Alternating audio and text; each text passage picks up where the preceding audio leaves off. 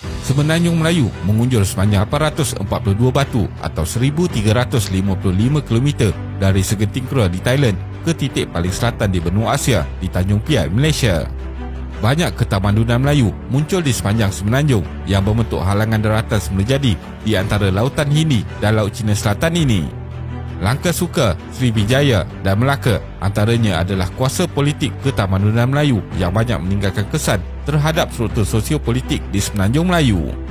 Berkurun lamanya, kedaulatan kerajaan-kerajaan Melayu ini membentang melampaui wilayah moden semenanjung Malaysia sehinggalah perjanjian British-Siam dimeterai di antara Siam dan British pada tahun 1909 tanpa kerelaan pemerintah kerajaan-kerajaan Melayu. Jadi, dalam video kali ini, kita akan melihat latar belakang perjanjian British-Siam 1909 dan sejauh manakah perjanjian ini sah di bawah undang-undang antarabangsa. Teruskan menonton. Setelah kejatuhan Melaka pada tahun 1511 ke tangan Portugis, Semenanjung Melayu ditadbir oleh beberapa kerajaan-kerajaan Melayu kesinambungan daripada Kesultanan Melaka.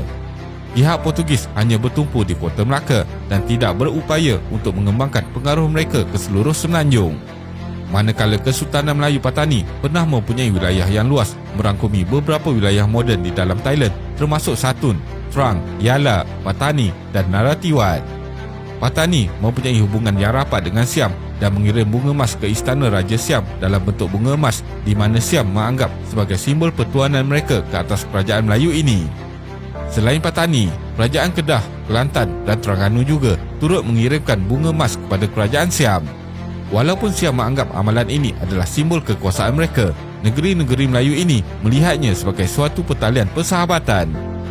Sebagai contoh, seperti yang tercatat di dalam buku Historical Dictionary of Asia, Oceania and the Middle East yang diedit oleh John Woronoff, Terengganu mengirimkan bunga emas kepada Siam sebagai balasan kepada Raja Siam yang terlebih dahulu menghadiahkan kerajaan Terengganu dengan pelbagai pemberian berharga. Kedah juga berpendapat bahawa amalan ini hanya sekadar isyarat persahabatan di antara kedua-dua negara. Perjanjian British-Siam 1909. Garis sepadan antarabangsa yang kini terpakai di antara Malaysia dan Thailand telah dilukis oleh pihak Siam dan British menerusi perjanjian British-Siam 1909 tanpa merujuk kepada Sultan-Sultan Melayu pada ketika itu. Ini telah mengakibatkan berlakunya kesan sosio-demografi yang rata-ratanya dialami oleh majoriti penduduk Melayu di wilayah selatan Thailand iaitu Patani, Yala dan Narathiwat. Sungai Golok telah dijadikan sepadan negara di antara Malaya dan Siam di mana memisahkan masyarakat Melayu di Kelantan dengan bekas rakan senegara mereka di Yala, Patani dan Narathiwat yang kini menjadi milik Thailand. Garis sepadan antarabangsa yang merentasi Bukit Putih di Perlis memaksa masyarakat Melayu di wilayah Satun untuk tidak lagi dianggap sebagai rakyat Kedah maupun Perlis. Sebagai contoh, Kampung Ko Puyu dan Kampung Ko Yau didiami hampir 100% masyarakat Melayu. Perkampungan ini hanya terletak kurang daripada 20 km dari Kuala Perlis dan berjarak lebih dekat dengan tanah besar semenanjung Malaysia berbanding Pulau Langkawi.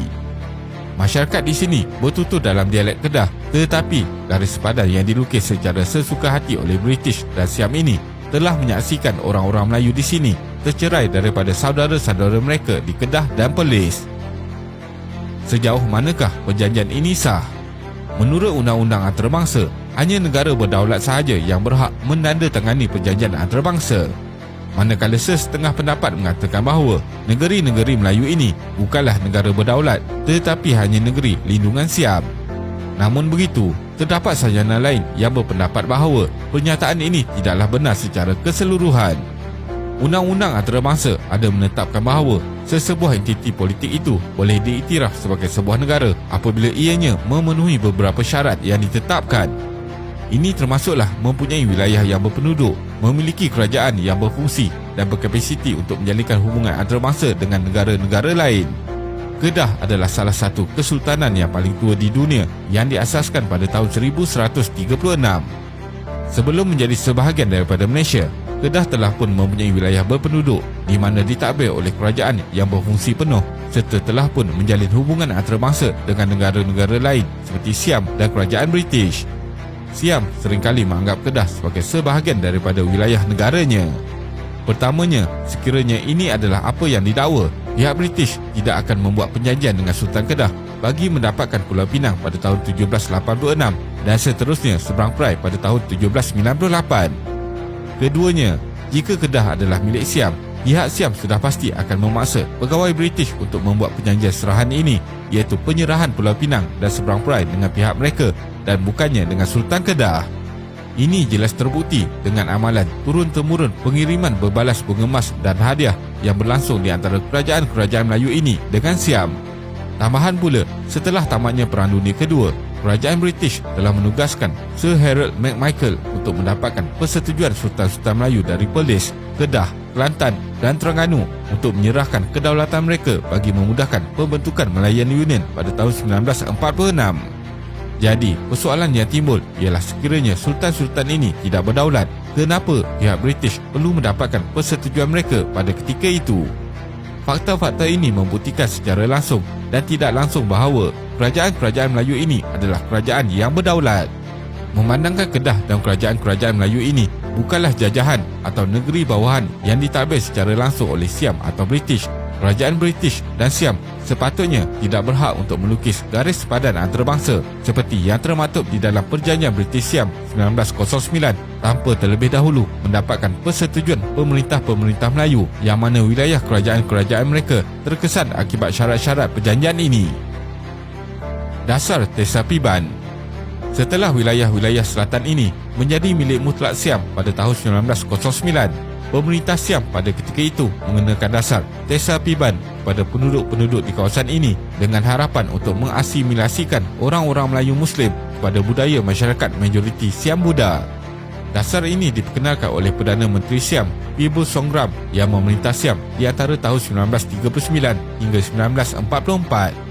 Penduduk-penduduk Melayu dipaksa untuk menerima adat dan budaya masyarakat majoriti Siam Buddha untuk diamalkan dalam kehidupan seharian mereka. Bahasa Siam diajarkan di sekolah-sekolah dengan bahasa Melayu tidak diberikan perhatian langsung oleh pemerintah. Namun, dasar Tesapiban ini tidak memaksa orang-orang Melayu untuk meninggalkan Islam sebagai agama yang dianuti oleh mereka. Apabila Siam menjadi Thailand pada tahun 1949, masyarakat Melayu telah dilabelkan sebagai Thai Muslim. Jati diri masyarakat Melayu di selatan Thailand berjaya sedikit demi sedikit dihakis menerusi dasar Tesapiban ini. Kini, majoriti generasi muda Thai Muslim di selatan Thailand tidak lagi fasih berbahasa Melayu dan lebih selesa menuturkan bahasa Thai. Masyarakat Melayu selatan Thai hari ini, walaupun rata-rata orang Melayu Thai di daerah Patani, Yala dan Naratiwat masih lagi boleh bertutur di dalam bahasa Melayu dan masih lagi mengakui yang mereka itu Melayu, tetapi berbeza dengan kebanyakan masyarakat Thai Muslim di wilayah-wilayah Satun, Trang dan Songkhla. Mereka tidak lagi boleh bertutur bahasa Melayu dengan baik walaupun mereka kelihatan seperti masyarakat Melayu Islam di Kedah atau Kelantan. Lebih menyedihkan, hanya 9.9% daripada masyarakat Islam Satun dan Trang yang mengaku mereka itu Melayu. Kesimpulannya, sempadan Malaysia-Thailand yang terbentuk pada hari ini bukanlah sempadan yang memisahkan wilayah sebenar orang-orang Melayu dan Siam. Sempadan ini telah dilukis melalui persetujuan pihak British selaku pelindung kerajaan-kerajaan Melayu dengan pemerintah Siam tanpa kerelaan Sultan-Sultan Melayu sendiri pada tahun 1909. Bertitik tolak dari peristiwa bersejarah ini, terpisahlah wilayah-wilayah Melayu di selatan Thailand dengan negeri-negeri serumpanya iaitu Kedah, Kelantan dan Terengganu. Wilayah Setul ditukar namanya kepada Satun, Singgora menjadi Songkhla, Terang menjadi Trang, Jala menjadi Yala dan Menara menjadi Naratiwat. Wilayah-wilayah ini kemudiannya menerima perpindahan orang-orang Siam yang agak ramai untuk menyeimbangkan populasi Melayu Muslim dengan Siam Buddha. Terima kasih kerana menonton dan jangan lupa subscribe. Jumpa lagi.